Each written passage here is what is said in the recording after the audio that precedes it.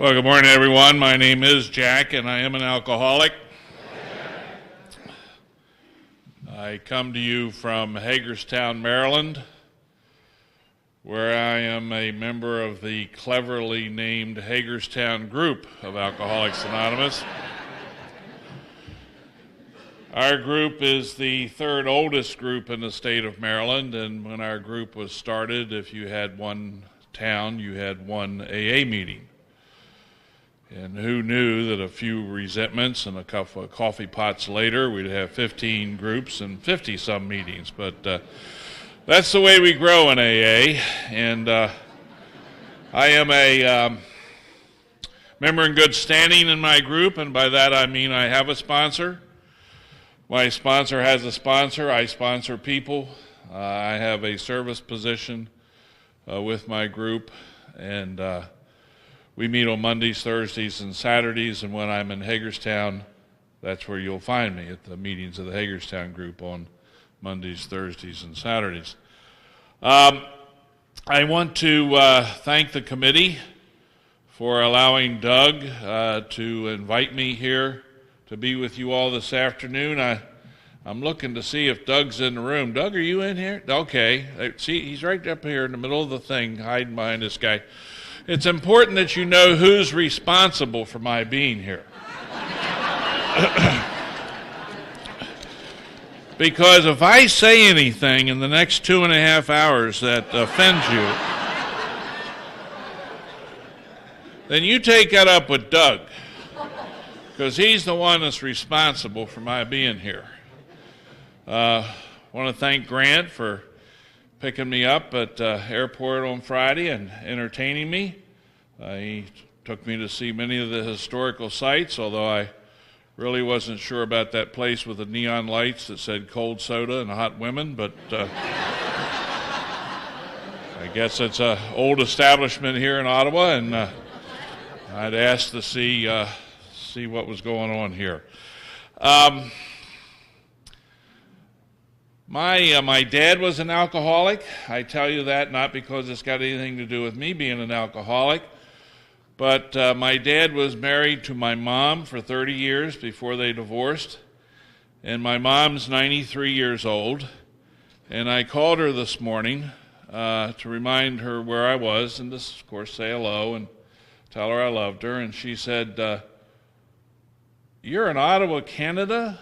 Are you talking to another one of those AA things?" I said, "Yes, ma'am, I sure am." She said, "Well, you make sure you tell those people that you are not an alcoholic."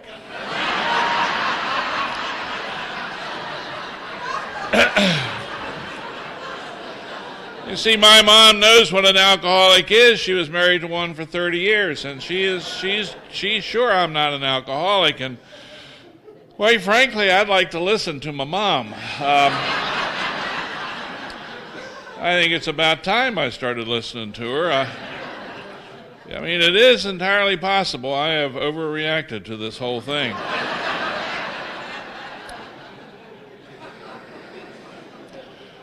I'm going to put my watch up here, Grant, not because I can see it or I pay any attention to it, but I just think it gives hope to the newcomer. Right there.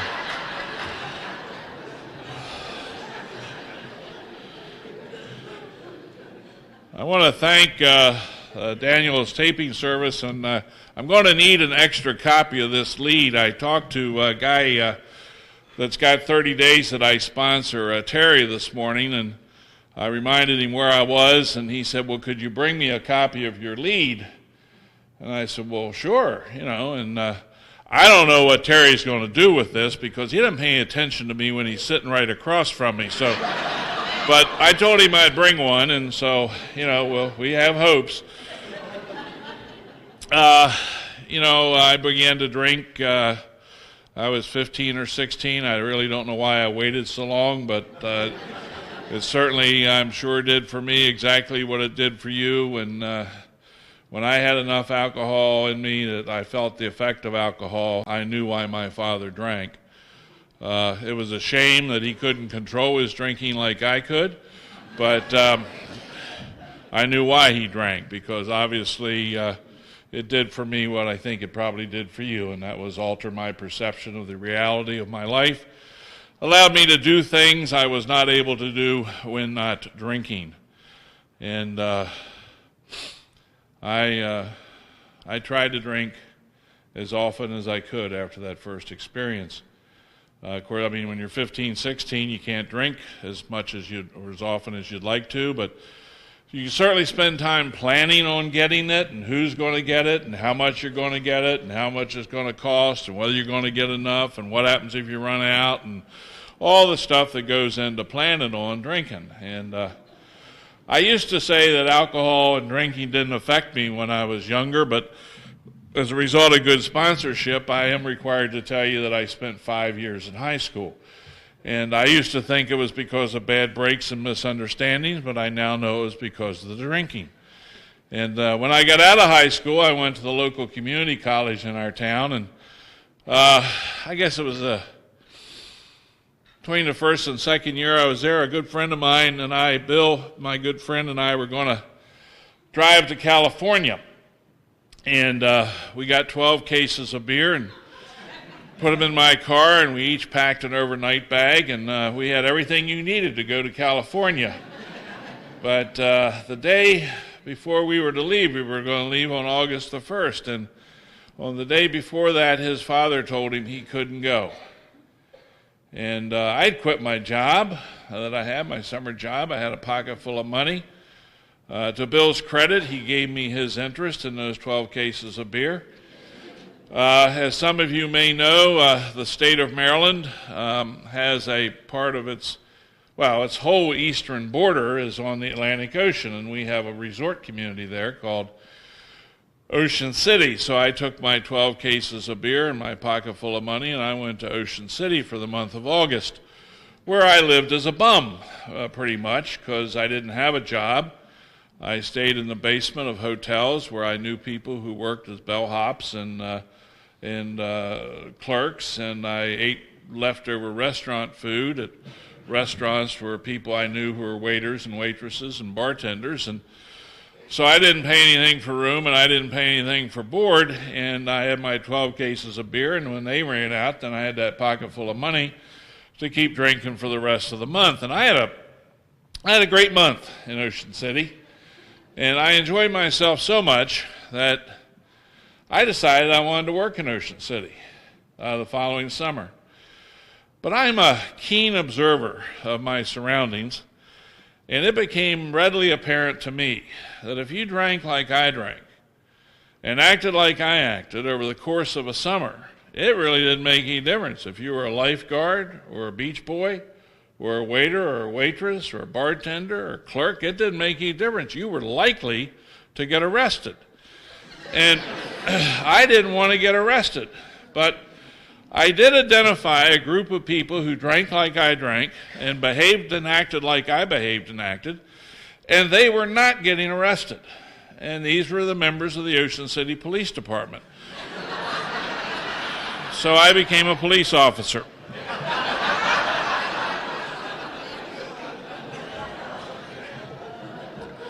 That first summer I was a police officer. They assigned me a boardwalk beat, and within a matter of several days it became apparent that I possess a rather unique talent, and a handy talent really for a guy like me.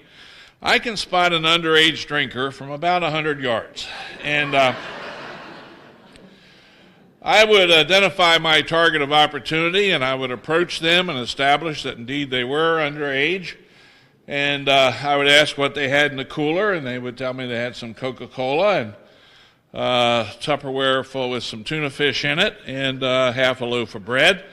And I would say, well, let's open the cooler. And they'd lift the lid, and there was this nice even row in the crushed ice of Coca-Cola and a little container of tuna fish over in the corner and half a loaf of bread. But I would reach way down into the bottom of that cooler, and I'd come up with a Budweiser. And if you were that underage drinker, your life as you have known it has just ended, because you're going to jail. I know you think you're going to college, but you're not. No college is going to want somebody like you once they find out that you've been in jail. It's possible that you were considering a military career. Well, it ain't happening, because the military does not need jailbirds like you. As a matter of fact, I'm going to call your mom and dad at 3 o'clock in the morning. I'm going to call them back in Baltimore, and I'm going to tell them that you're in the Ocean City jail, and they're going to have to come down and bail you out. You want to offer some alternative. Well, what did you have in mind? Confiscate the beer. Well, that's certainly worthy of consideration, but you do understand that if I confiscate the beer, I'm going to have to take the cooler. And if I take the cooler, I'm going to take the tuna fish and the Coca-Cola. You're okay with that? All right.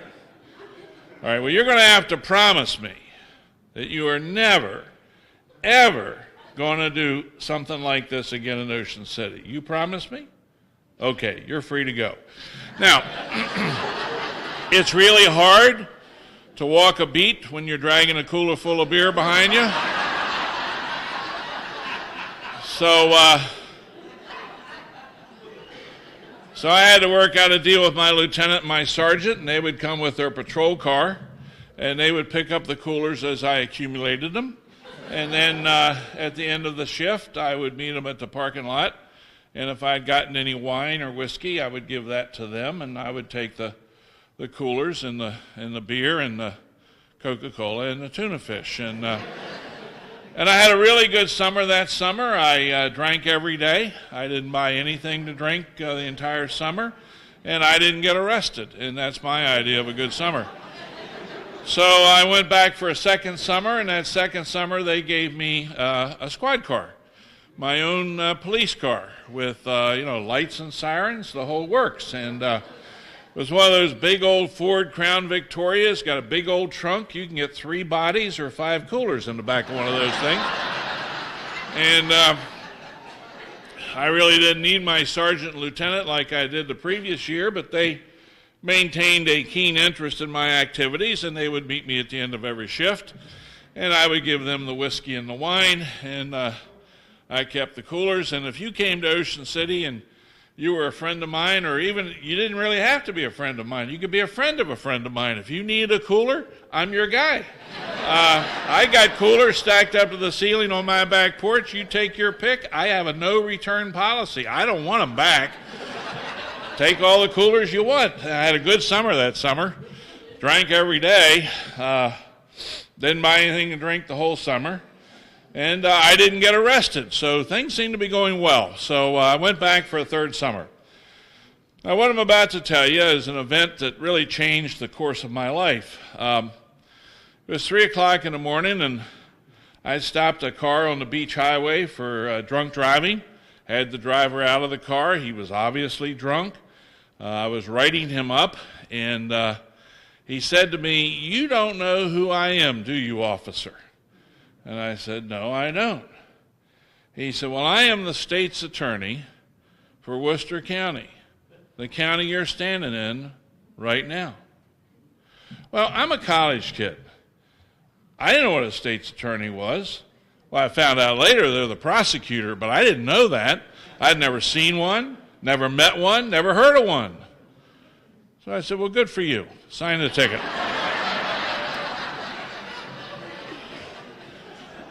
So he signed a ticket, and there was a guy in the car that did not appear to be drunk, and I let him, drive the car, and they went on their way. And 8 o'clock, I pulled into the parking lot of the police department, and there was the chief of police. And he said, "Come up to my office and bring that uniform citation book with you."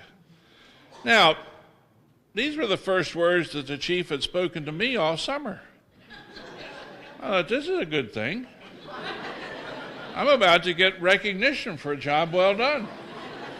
Long overdue recognition, I might add. So I went up to his office, and much to my surprise, when I walked into the office there, seated on the couch, right inside the door, was the guy I gave the ticket to at 3 o'clock in the morning.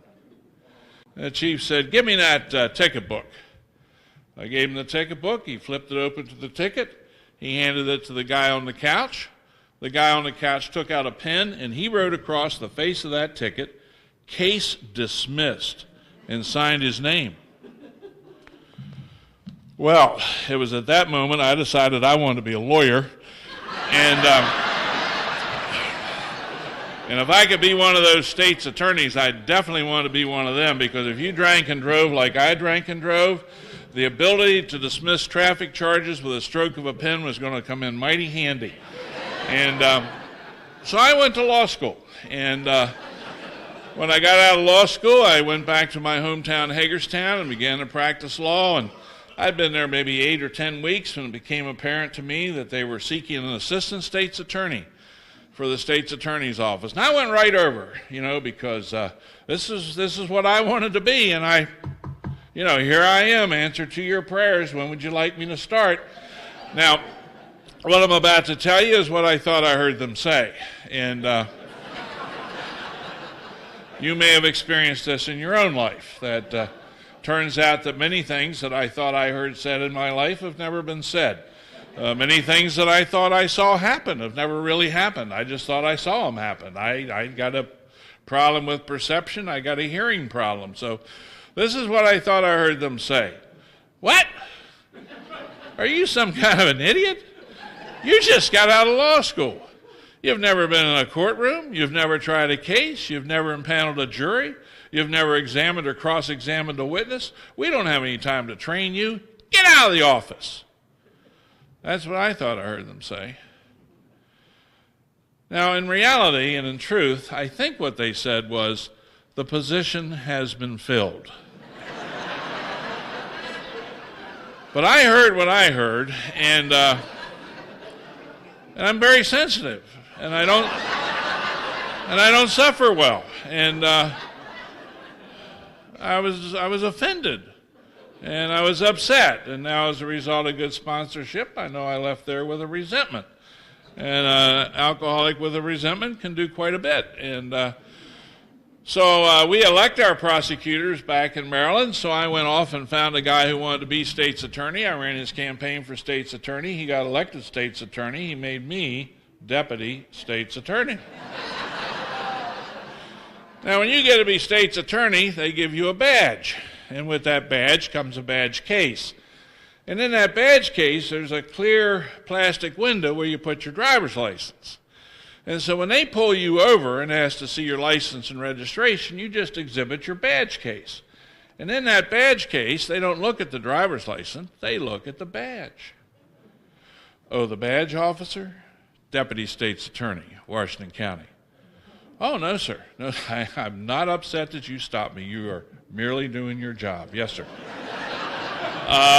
Well, I may have had 2 or 3, maybe 4. Yeah. I only have a few miles to go. Yes, sir. Yes, sir. I think I can stay on my side of the road. Sure, yeah. Well, I really do appreciate the professional courtesy, officer. Yes, and thank you so much. And you have a nice night, too. Yes, thank you. Now, some of you may be getting some insight into why I've never been arrested. But it gets better. My boss, the state's attorney, was going to be appointed circuit court judge. And if he got appointed circuit court judge, then I was going to get to be state's attorney. Well, I don't know if you folks observe politics in the U.S., but sometimes the local state senator sticks his nose in where it doesn't belong, and he screws everything up, and that's what happened in this case. And somebody else got appointed circuit court judge. And I was disappointed for my friend. But I was really upset that I didn't get to be state's attorney. I mean, I may not be much, but I'm all I think about. And so one night while having some adult beverages with some like-minded individuals, the topic of this state senator came up, and it was determined that something ought to be done. Somebody ought to teach him a lesson. Somebody ought to run against him for the state senate. We needed to find somebody who was willing to do that. So I volunteered. Now, I did not know that the state senator was going to run off with the secretary from the Appropriations Committee and abandon his wife and children and move to Florida, but he did, and I got elected state senator. Now, in Maryland, when you get elected state senator, they give you a license plate, and the license plate says state senator. Now, this is an aid to efficient law enforcement, because when they come up behind you on that highway and they got those overhead lights going and they get close enough to see that license plate, they turn those overheads off. And they come up alongside of you and they turn that interior dome light on and they toot. Beep, beep. Hi, Senator. Hi, Trooper. Hold it down, Senator. Okay, Trooper. And in that way,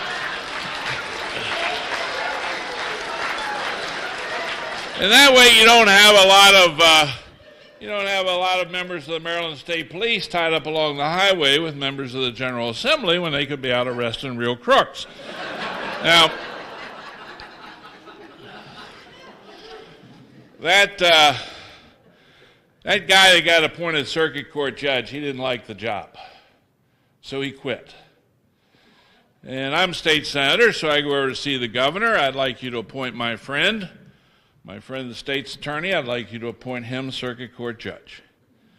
And the governor said, well, I can't do that.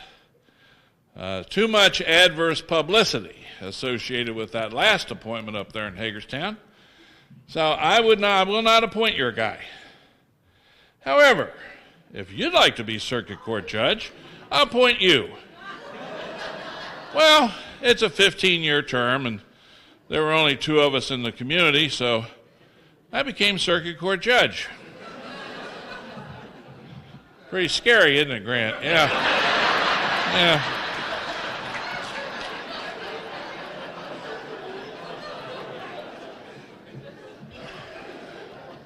Now, keep in mind, I'm drinking alcoholically all through this. I love drinking. I love drinking. Love drinking. I love everything about drinking. I like top shelf. I like bottom shelf. I like imported. I like domestic. I would prefer something with a screw-off cap, but if all we have has got a cork in it, we'll get it out. Don't worry.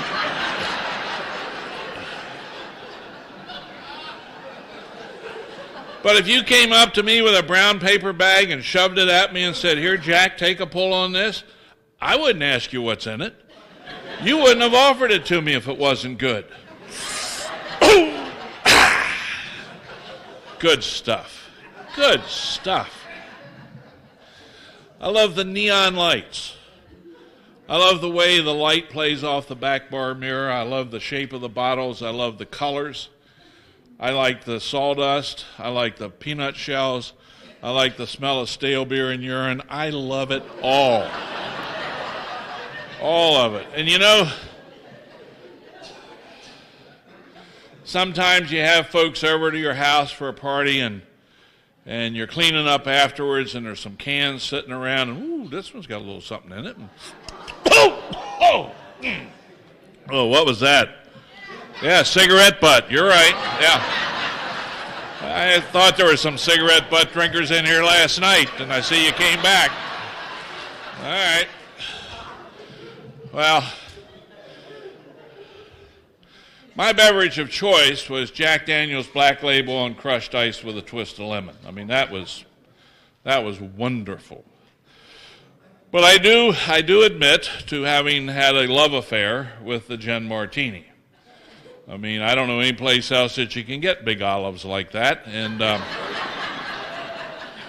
I had a really, really bad gin experience, and even to this day, it's hard for me to go into a pine forest. On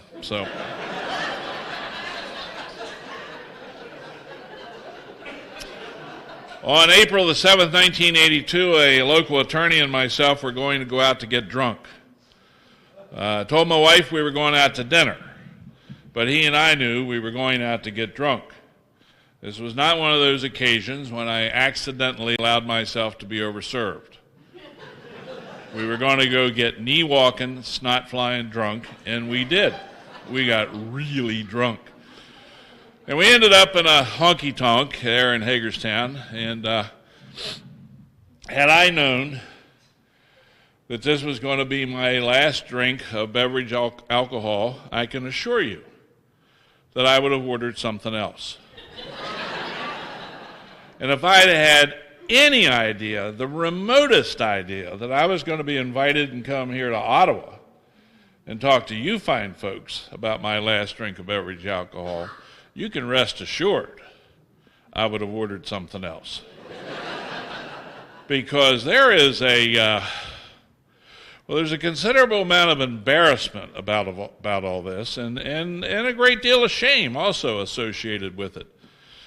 Because my last drink of beverage alcohol was Tia Maria.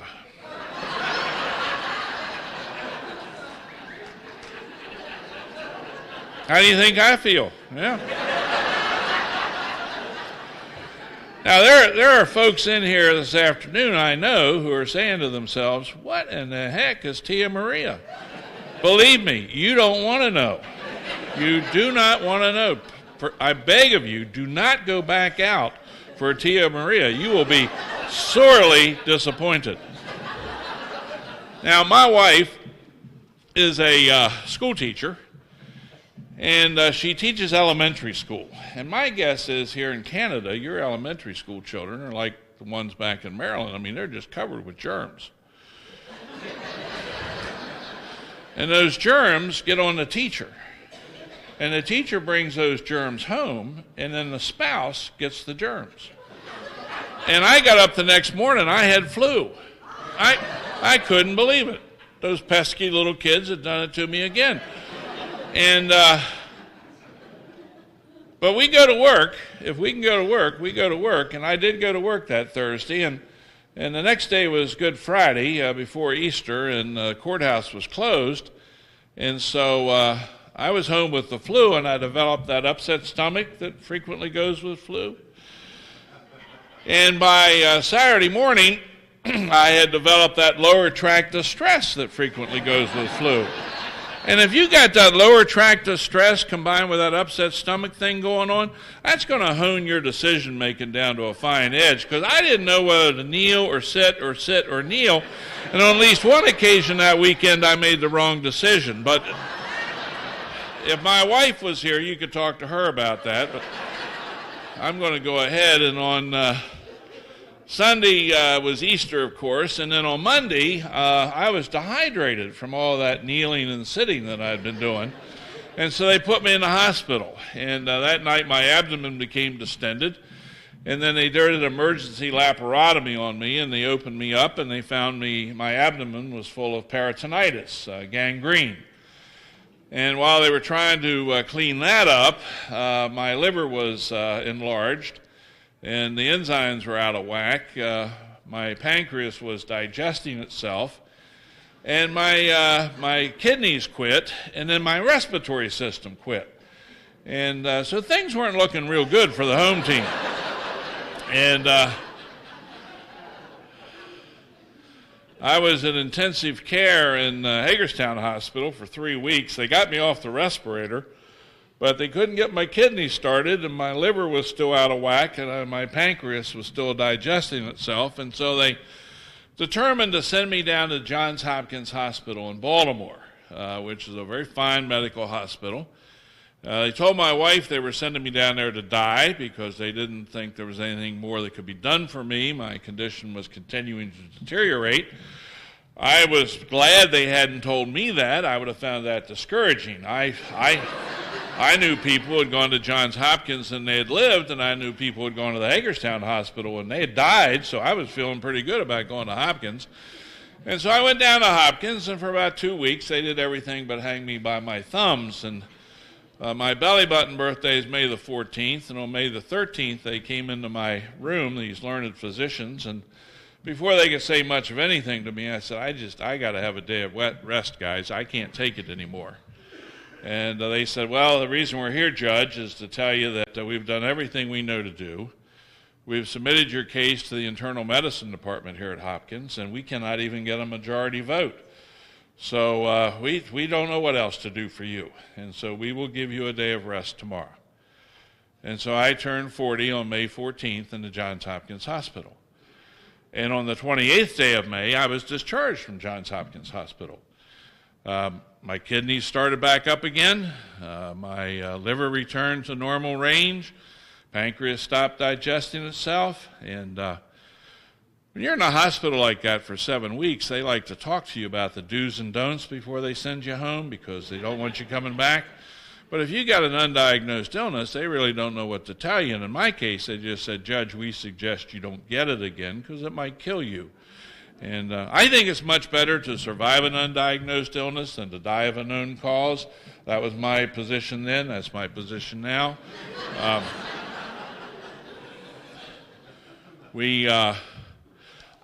was almost out the door when one of those doctors said to me, "Could we ask you one more question?"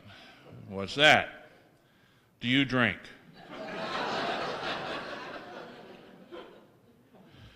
I'm a lawyer. Well, I used to be a lawyer. When I was a lawyer, I had to drink with clients. I had to drink with other lawyers. I had to drink with judges. Now I'm a judge. I have to drink with lawyers. I got to drink with other judges. It's a matter of professional obligation. Why do you ask? Well, we just think that maybe you should not drink for a while. How long? A year. Ooh. Well, I haven't had a drink since April the 7th. It's May 28th. Yeah, I think maybe I could do that. And they said, "No, Judge, you don't understand. This is Memorial Day weekend. We want you to not drink for 1 year from June the 1st. Now, I think there are people in this room this afternoon who already recognize the injustice that these doctors were trying to foist upon me, because I was getting no credit for my 7 weeks of continuous sobriety. And an argument broke out between these two learned physicians and this knuckleheaded judge. And we reached a compromise. And the compromise was I would not drink until next April the 7th. And then if I thought that any of the pain, suffering, and misery that I had just endured had anything at all to do with drinking, then I would not drink until June the 1st.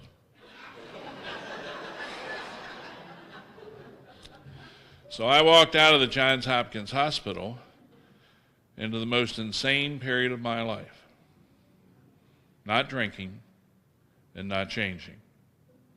Nobody had mentioned alcoholism. Not drinking and not changing. It's almost like not drinking and going to meetings. In fact, I think it is not drinking and going to meetings. And I sure hope here in Ottawa and wherever you're from, you don't tell people that. Because we kill alcoholics when we tell them don't drink and go to meetings. Because if an alcoholic doesn't change, then the alcoholic is doomed. Our book tells us that. Our book tells us that we become restless, irritable, and discontented if we don't drink. Well, in my case, that's a gross understatement. I was more pissed off in the spring-loaded position than anything else. And if you were to ask me, how are things with me, I would tell you they were fine. Things with me are very fine. Well, yeah, there are some people who keep messing in my business. I'll grant you that. That's not so good. As a matter of fact, I think you ought to just mind your own business. You know what I'm saying? It's none of your business how I'm doing, all right? Okay? I'm doing just fine. You just leave. You know, my life would go really well if you just leave me alone, okay? Things with me are fine. They're just fine. How'd you like to have your DWI in front of me on Monday morning, huh? Yeah. It's fine.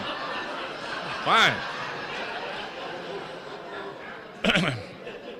My dad, the one, my alcoholic father that my mom divorced, was going past a Methodist church on July the 3rd in 1968. The pastor had put on the board out front, "Don't buy a fifth on the third for the fourth." My father went to Alcoholics Anonymous that night, and he never drank again. And he had 15 years of continuous sobriety in this wonderful program before he died. And I owe a tremendous debt of gratitude to Alcoholics Anonymous for my father's life, because he'd lost everything materially and everything of value in his life. And what Alcoholics Anonymous gave him was a second chance at a new life in the same lifetime. And he had 15 wonderful years in Alcoholics Anonymous.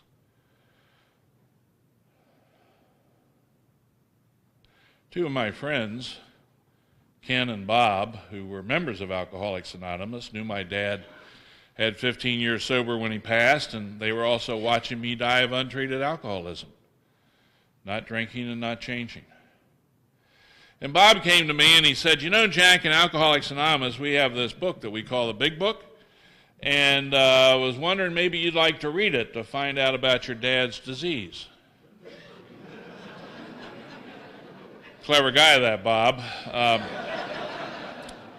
think we both know that if he'd have said anything remotely like, "We think you ought to read it to find out what's wrong with you," there's nothing wrong with me. We've established that. I'm fine. But they gave me a copy of the Big Book, and I read it, and no surprise to me, my dad's in the Big Book.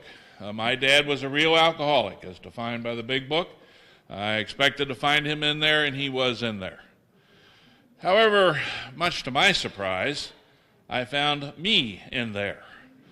I hadn't counted on that. Bob and Ken, however, had counted on it. And, I just was amazed. I mean, this is a book that was written in 1939, before I was born.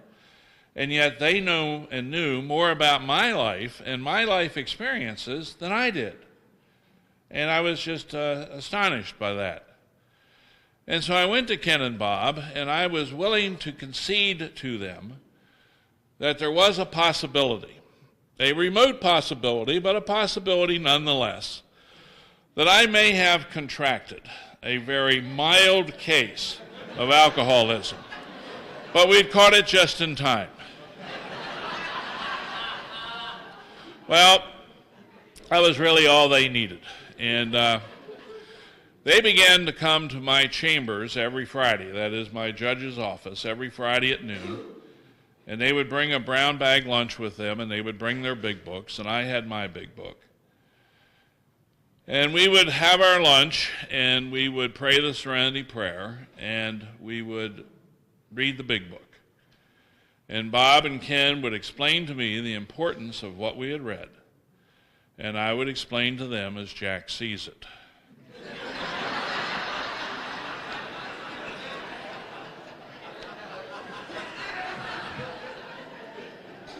We had many fine intellectual discussions about the contents of the Big Book. And I pointed out to Ken and Bob that while it was true that I spent 5 years in high school, I thought it was important for them to know, I think it's important for you to know, that I finished my course of study at the community college in 2 years and was granted an associate's degree. I went to the University of Maryland College Park in 2 more years, got a bachelor's degree there. And then I went to law school and graduated from law school in 3 years with a Juris Doctor and with honors, I might add. And Ken said, "Jack, we have degrees on rectal thermometers, and you know what we do with them."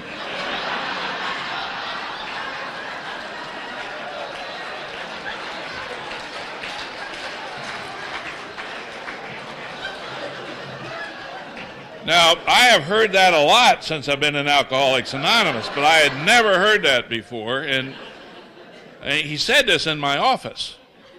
You know, I think you'd have a little more respect. You see, Ken and Bob, they knew something that I didn't know, and among other things that they knew that I didn't know is that they knew that I was dying of untreated alcoholism. Not drinking and not changing, hanging on by my fingertips.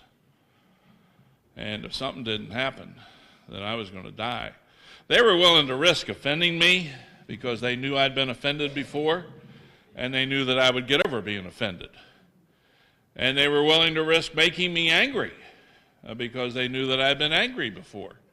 And they knew that I'd get over that. But they knew that if something didn't change in my life, I was going to die of untreated alcoholism. And they knew that there was a solution, and they knew what the solution was. Of course, I didn't know that they knew something that I didn't know, but they knew that I didn't know what it was that they knew. They also knew that if I knew that they knew something I didn't know, that I would be angry just knowing that they knew something that I didn't know, that I didn't know what it was that they knew that I didn't know. But they also knew that there would come a time, if they were persistent and consistent, there'd be a day when I would know what it was that they knew that I didn't know. And on that day, because I knew what it was that they knew that I didn't know, I'd no longer be angry knowing what it was that they knew that I didn't know that I didn't know that I knew. So because in Alcoholics Anonymous, you know when you know that you know and not a moment before.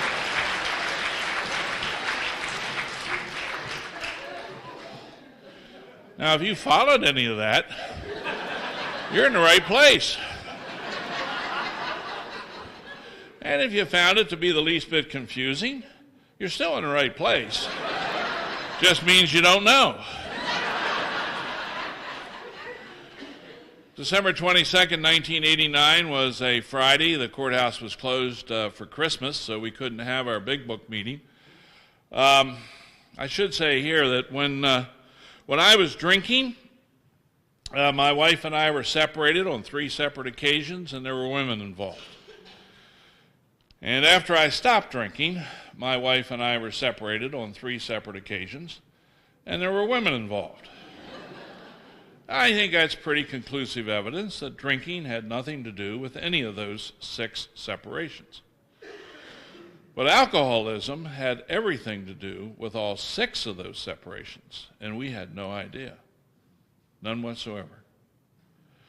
So on the 22nd of December, my wife and I were separated, and I was living in an apartment. And after Bob and Ken and I finished our lunch, we went our separate ways, and I returned to my apartment. The mailman had brought a package and propped it against my door. It was one of those Hickory Farms shipping cartons that we only see in the U.S. Maybe you see them here. At Christmas time, somebody had sent the judge a sausage or a cheese log. That's very nice. I take it into my apartment, have a little snack, and so I went into my apartment, and I had there were messages on my answering machine, and I was trying to figure out how to get this box open and see where. Here I saw where it was. The tape was used to seal the box, and I got my car keys out, and I'm taking messages off my answering machine. Now I got plans for that night. I have plans for the next day. I got plans for Christmas Day. I have plans for New Year's. I have plans for well into the following year. And so I slit the tape on that box, and I lifted the lid, and boom! I was blown back against the wall. And a federal appellate judge in Birmingham, Alabama, had been killed 10 days before by a bomb that had been sent to his home. And a lawyer in Savannah, Georgia, had been killed 5 days before by a bomb that had been sent to his office. And I could smell the gunpowder, and I knew that I'd opened a bomb. And there was a fire. I tried to put it out, and I couldn't. And so I went and pulled the fire alarm in the apartment building, and a neighbor came, said he had a fire extinguisher, and I went back into my apartment past the fire to a phone and went to call 911, and when I went to press the buttons, I became aware that part of my right hand had been blown away. And when I hung up the phone from that call, it felt like somebody was pulling my trousers off my hips. And I looked down at the floor, and I was standing in a puddle of blood, and it was just getting bigger and bigger and bigger as I looked at it. And my neighbor who had put out the fire asked if there was anything else he could do, and I asked him if he would get me a towel. And I opened my trousers, and I did not have the courage to try to visualize the wound. I just put the towel where I thought I'd been injured, and I put my back against the wall, and I slid down onto the floor. And I could feel my life draining away. And I was alone, and I was afraid, and I was powerless. And I didn't know what to do. And the only tool I had was I'd learned from those lunches that I'd had with Ken and Bob, and that was I had the serenity prayer. And I asked God to grant me the serenity to accept this thing which I couldn't change, and to give me the courage to change what I could and the wisdom to know the difference. And I prayed that prayer, and I prayed that prayer, and I prayed that prayer. And I can't tell you whether it was the 4th, 6th, 5th, 6th, 7th, 8th time through that prayer, but I can tell you this, it was answered. And God came. And I was overcome by a sense of peace and well-being, the likes of which I've never experienced before in my life, and nor have I ever experienced it since. I didn't know if I was going to die on that floor or not. But I did know if I died on that floor and I never saw my wife and our 3 children again, that would be all right. It'll be all right. Well, the police, fire, and rescue people burst through the apartment door, and both of my eardrums had been blown out, so I really couldn't hear what they were saying, but I tried to communicate with them. And when I stopped praying the serenity prayer to speak with them, a tremendous wave of fear swept upon me. And so I told them, I said, you guys do whatever you have to do, and I'm going back to doing what I was doing. And as soon as I returned to the serenity prayer, that sense of peace and well-being returned. And they cut all my clothes off of me with the exception of my red and green Christmas socks, and they carried me down 3 flights of stairs, and they stuffed me in the back of an ambulance. And our local television station was Johnny on the Spot, and they got a picture of my feet, my little green and red Christmas socks sticking out that ambulance. Those socks went around the world that night on CNN, and I went off to surgery at the hospital. And they couldn't find my wife, and they couldn't find my girlfriend, but they did find my sponsor, Ken. And they let him come back to where I was being prepared for surgery. And he held my hand, and he prayed for me, and we prayed together.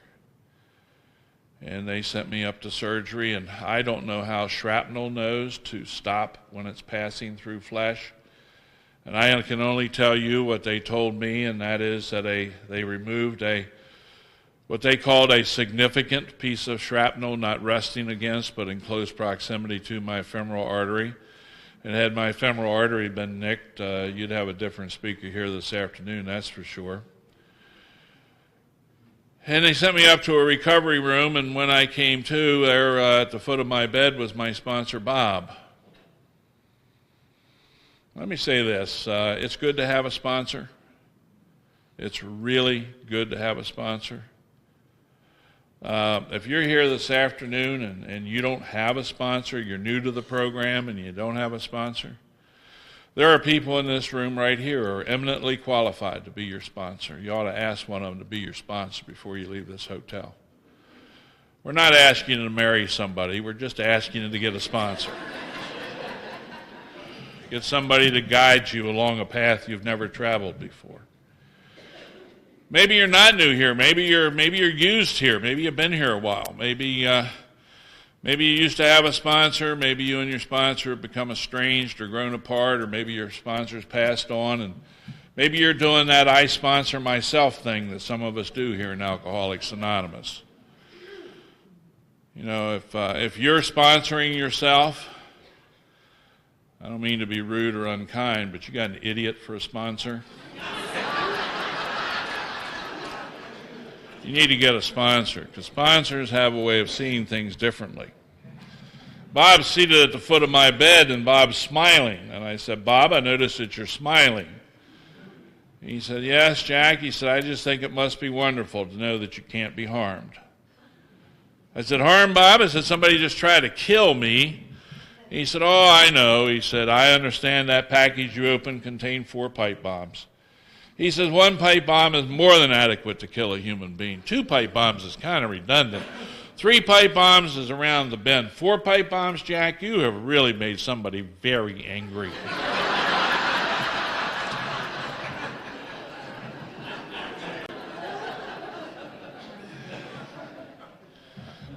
He said, Jack, man has done his very best to kill you, and the only explanation of your survival is the grace of God.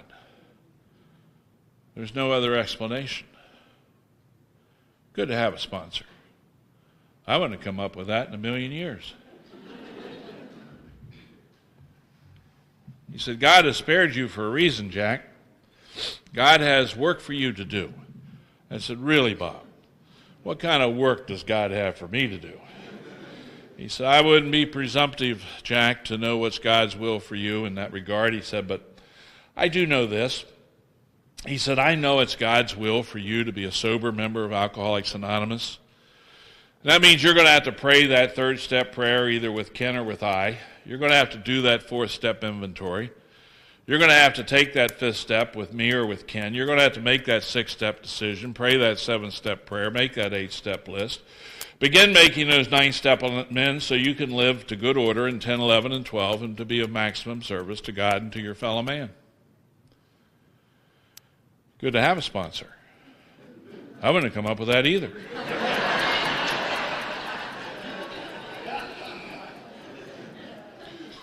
So I got out of the hospital Christmas Day, 1989. Best Christmas I'd ever had up until that point. Christmas of 1990, my wife and I reconciled, and we've been together ever since. See, this is what, the 31st, so 11 days ago, she and I celebrated our 42nd wedding anniversary. And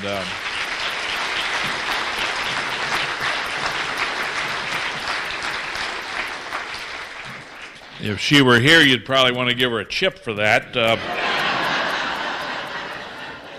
She's been married all 42 of those years, and I've had some time off for bad behavior, as you've already heard.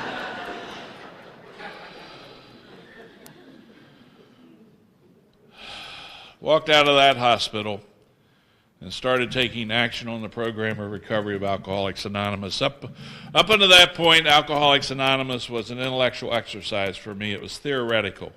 I loved to talk about it, loved to hear you talk about it, liked reading about it. Like to hear you read about it, I like reading it to you. I like to call my AA experience up to that point cake mix recovery. And by that I mean if we were to go out to a grocery store and buy a box of that Duncan Hines Red Velvet Cake Mix, I can assure you that on the back of that package, Duncan Hines has a 3-step program for the production of a red velvet cake. And I'm the kind of guy that I read the back of that package, I'm looking for my cake. I mean, we could have that package here this afternoon and we could give it to Grant and Grant could read it to us. Or we could just put it out in the audience and pass it around and each of you could read a step in turn. And I'm looking for my cake. I haven't done a damn thing. Haven't broken an egg, haven't opened the box. I've read the package, I'm looking for my cake. And all those Fridays sitting in my chambers in my office with Ken and Bob reading the big book, I'm looking for recovery. I haven't done anything. All I've done is read the book. Haven't taken any action on the program. My favorite chapter in the big book was the chapter Into Thinking. I love that chapter. I did a lot of thinking. Well, it turns out the chapter's called Into Action. It's not Into Thinking.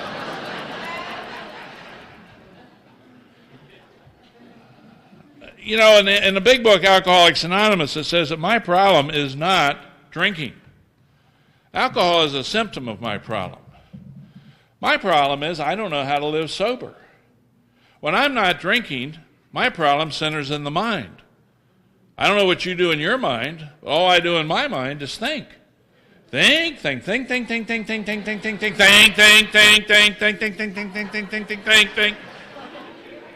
Simply how I think is my problem. S-H-I-T. Simply how I think. We have a pamphlet in Alcoholics Anonymous. It's called Is AA for You? I mean, they're always revising these pamphlets, and I just recently sent them a recommendation for some drafting changes. And I don't know. You tell me if this resonates with you. Have you ever decided to stop thinking for a week or so and only lasted for a couple of days? Do you wish people would mind their own business about your thinking and stop telling you what to do? Do you envy people who can think without getting into trouble? Have you ever had problems connected with your thinking during the past year? Has your thinking caused trouble at home? Do you tell yourself that you can stop thinking anytime you want to, even though you keep thinking when you don't mean to? Have you missed days of work or school because of your thinking? Have you ever felt that your life would be better if you did not think? See, the big book, Alcoholics Anonymous, says pretty clearly that drinking is not the problem. Thinking is the problem. I'm driven by 100 forms of self-delusion. I'm driven by 100 forms of self-centered fear. I'm driven by 100 forms of self-pity. I mean, that's a lot of forms. And that's when I'm sober. That's when I'm sober. I cannot differentiate the true from the false. I'm alcoholic. By definition, I tell myself lies. I believe them to be true. I take action on the lies, and I place myself in a position to be harmed. I got to have a sponsor. I go to Ken, and as soon as the words come out of my mouth and come around to my ears, 9 times out of 10, even I recognize how crazy it is. And on that 10th occasion, when it still sounds pretty good to me, he usually smiles and says, "Did you ever consider this?" Well, no, I never considered that. Where do they come up with this stuff? I don't understand. Simply how I think is my problem. S-H-I-T. I'm not good at thinking. Thinking is terrible for me. In the big book, Alcoholics Anonymous, it talks about the 9 bedevilments. And it says that, we're having trouble with personal relationships. Well, I told you about my separations from my wife. I generally had a girlfriend. I had a backup girlfriend in case my girlfriend found out who I really was. And then I had this girlfriend for special occasions. And so I told my sponsors I was handling this all very well. And if you're looking for a delusional thought, there is one right there. And I was doing that sober. Couldn't control our emotional natures. I believe I already established. I was pissed off in a spring-loaded position, so I qualify there. Prey to misery, prey to depression, couldn't make a living. Now, they're paying me a lot of money to be a circuit court judge. But Bob pointed out to me that any time you spend more money than you're making to buy stuff to impress people you don't like, then you're having trouble making a living. And so I was spending more money than I was making, so okay, I'm having trouble making a living. Feeling useful, full of fear. Now, I believe I've already told you that I was a policeman, a state senator, circuit court judge. I'm not afraid of much anything. How about spiders? What kind of spiders? Black widow spiders. Oh, well, okay. Snakes? How about snakes? What kind of snakes? Rattlesnakes. Oh, okay. How about fear of failure? How about fear of success? How about fear of abandonment? How about fear of impending doom? How about fear of commitment? How about fear of being found out? You want to try something interesting when you go back to your home group? Just slip up behind somebody and whisper in their ear, "They know," and walk away.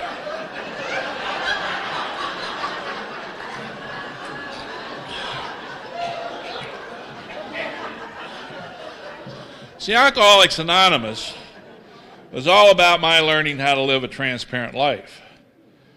We're only as sick as our secrets. And if I don't have any secrets, there's nothing for you to know. I mean, there's nothing to be found out. If I'm doing the stuff I'm supposed to be doing, then it doesn't make any difference what you know. because I'm doing what I'm supposed to do. Ken told me that I get what I get because I do what I do. And if I do the stuff I've always done, I'm going to get the stuff I've always gotten. If I wanted to get something I've never had, I'm going to have to do stuff I've never done. And it's contained in 12 steps. 12 steps. I picked up a copy of the newspaper here yesterday. And I forget what the paper's called, quite honestly. The Globe and Mail. Globe and Mail. And you all have a store here called The Bay. The Bay. Well, the folks over at The Bay, they're selling women's shoes for 30% off. Yeah, they are. They got women's fashions for 40% off. That means stuff that cost you $100 on Monday is now $60. They got 60% off on their gold jewelry. That means on Monday they charged you $1,000. Today they're going to charge you $400. Wonder why they're doing that? Because they're nice people? I don't think so. I think they got inventory over there that doesn't work.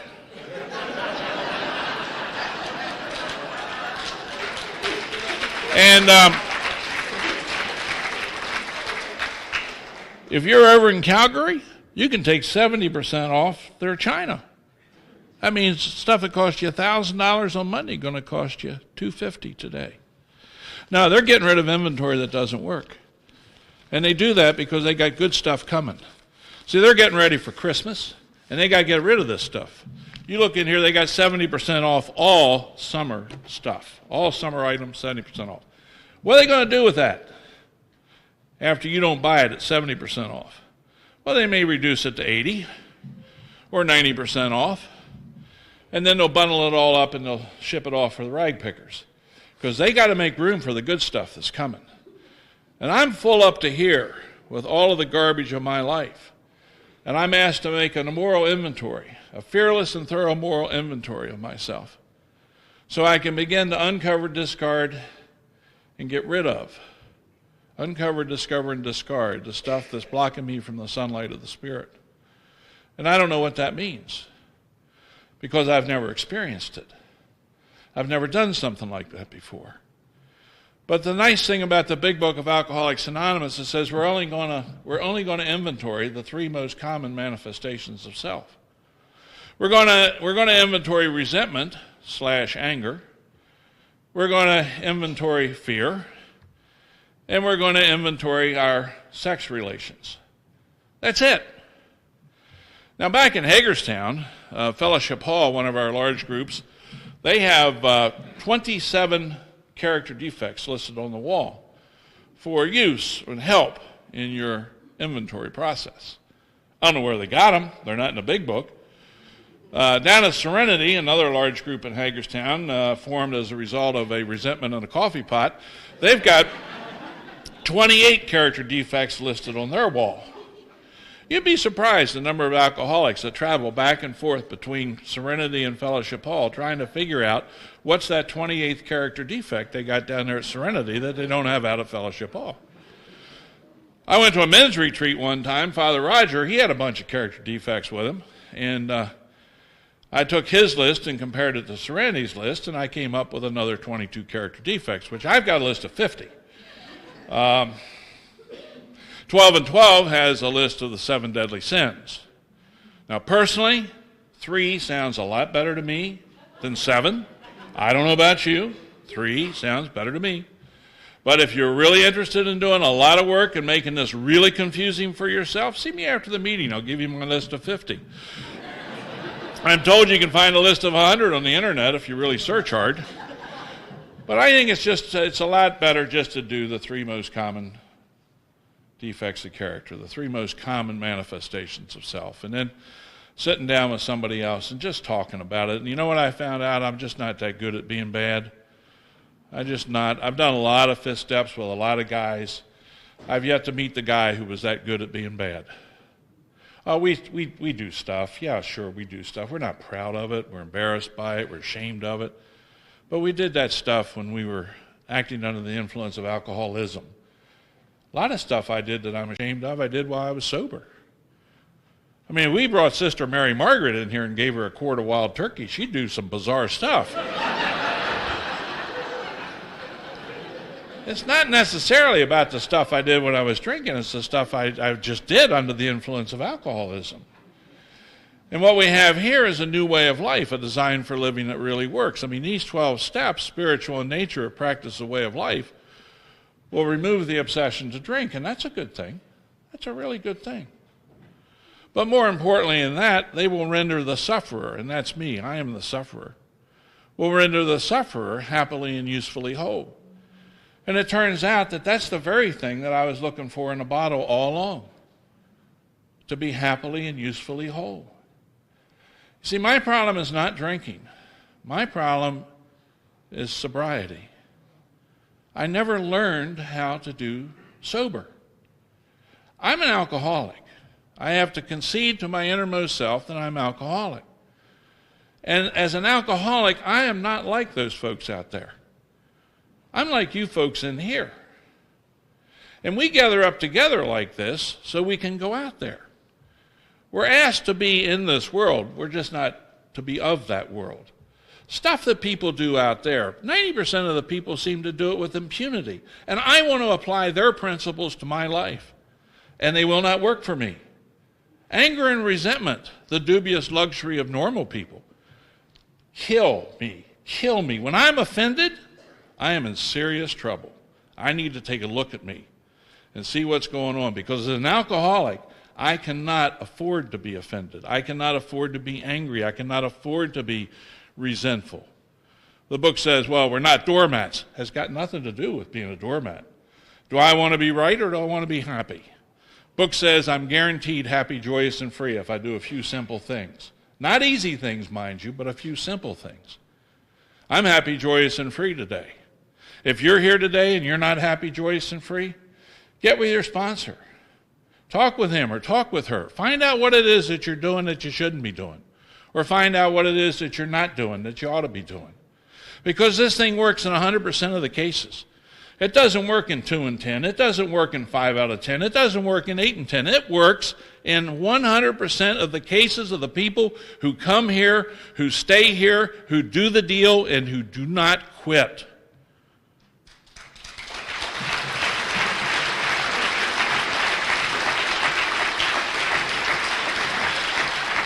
A lot of interesting things have happened to me in Alcoholics Anonymous. I'll try to tell you one or two of them.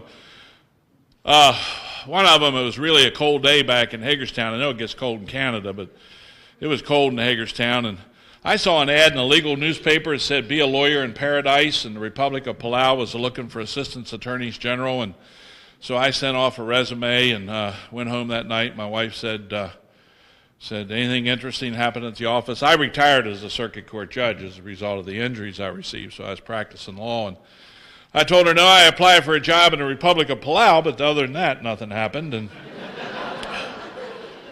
And March became April, and April became May, and spring came to our hometown, and I forgot all about the Republic of Palau until I got an invitation to come down to their embassy in Washington, D.C., and when I went down there, they said, look, our Attorney General is determined that he doesn't want to be Attorney General anymore, and we were wondering if you'd be interested in being the Attorney General of our country.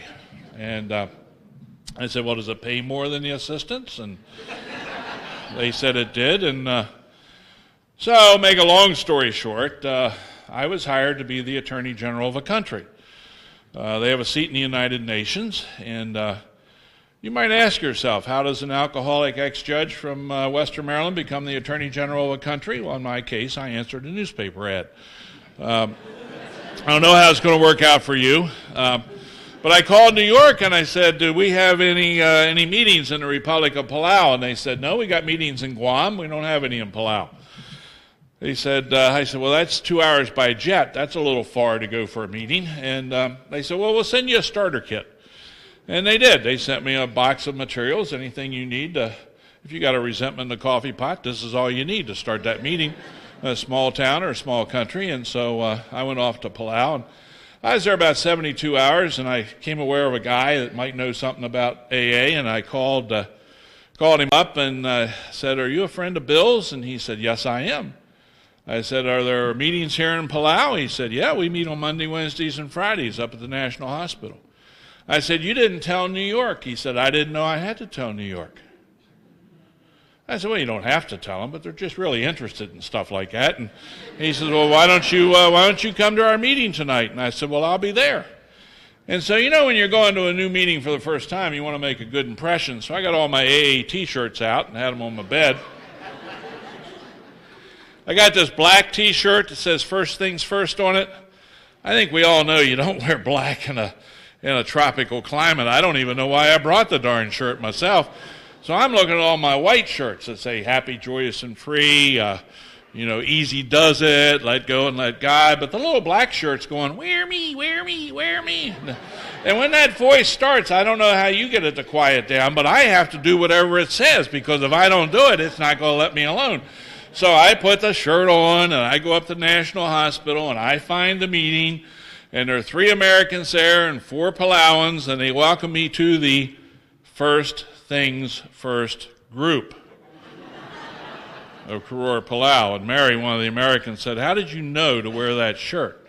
I said, "I didn't know." And I just love it when God does a bank shot just to show off. Just to let me know that I am where I'm supposed to be, doing what I'm supposed to do. Because I got my mind, I get to questioning stuff. And I can take a little thing and I can blow it into a great big thing. I've had people come to me and tell me they're having trouble with forgiveness, and I said, somebody tried to kill me. What am I supposed to do about that? What am I supposed to do about that? Nobody's ever been arrested. What am I supposed to do about that? My sponsor said I had to forgive him, because it was obviously a spiritually sick individual. Most of the people I run into are spiritually sick individuals, to a greater or lesser degree. And I've got a set of instructions in the big book. It says that I'm supposed to ask God to help me show them the same patience and tolerance I would gladly show to a sick friend. And I did that, and I was set free. I was set free. When I didn't do that, it didn't work. Imagine that. It's like saying, "Well, I've never done a 9th step, but if I ever do one, I think this is what's going to happen." No, we do. It's about experience. It's to be experienced. Each of us has to experience it in our own way. The longer I'm here, the less I know. It's really, I come here as a guy who's looking for help, but it's hard to teach somebody something when they already know it all. And it turns out it finds that the longer I'm here, the less I know. But here's something I know. I know that if you're here because somebody prayed. I know I'm here because somebody prayed. A lot of somebody's prayed. We don't get here by accident. We get here as a direct result of prayer.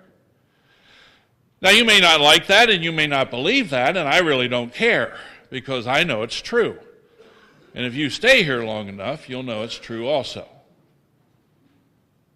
Now, here's something I know that we can all get our arms around without any argument, and that is that the people who are assembled in this room at this moment, right here, right now, have never been assembled together in the history of the world.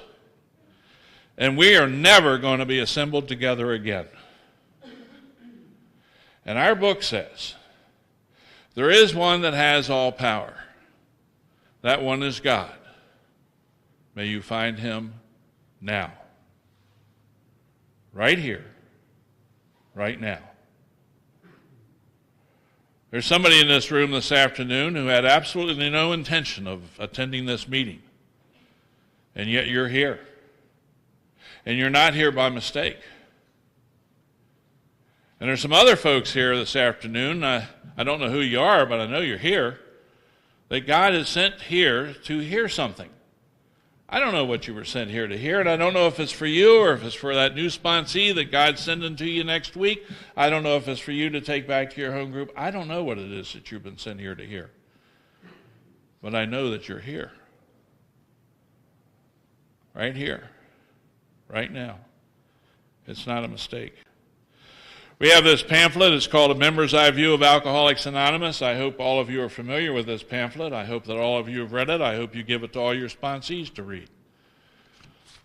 Somehow I kind of doubt that, but I hope that it's true. I think it's the finest piece of AA literature we have outside of the big book. Now, that's my opinion. If you have not read this pamphlet, you do not have an opinion. So I suggest you read it, and then you can have an opinion also. But here's what it says at the end of this pamphlet. Today, Sunday, in the churches of many of us, they read that portion of the Gospel of Matthew, which recounts the time when John the Baptist was languishing in the prison of Herod. In hearing of the works of his cousin Jesus, he sent 2 of his disciples to say to him, "Art thou he who is to come, or shall we look for another?" And Christ did as he so often did. He did not answer them directly, but he wanted John to decide for himself. And so he said to the disciples, "Go and report to John what you have heard and what you have seen. The blind see, the lame walk, the lepers are cleansed, the deaf hear, the dead rise, the poor have the gospel preached to them." Back in my childhood catechism days, I was taught that the poor in this instance did not mean only the poor in a material sense, but it also meant the poor in spirit, those who burned with an inner hunger and an inner thirst, and that the word gospel meant quite literally the good news. A number of years ago, 2 men, Ken and Bob, working singularly and together, maneuvered me into Alcoholics Anonymous. This afternoon, if they were present and they were to ask me, "Tell us, Jack, what did you find?" I would have to say to them what I now say to you. I can only tell you what I have heard and what I have seen. It seems the blind do see. The lame do walk. The lepers are cleansed. The deaf hear. The dead rise. And over again, in the middle of the longest day or the darkest night, the poor in spirit have the good news told to them. God grant that it may always be so. My name is Jack. I am an alcoholic. My sobriety date is April the 7th, 1982. Thank you for letting me share.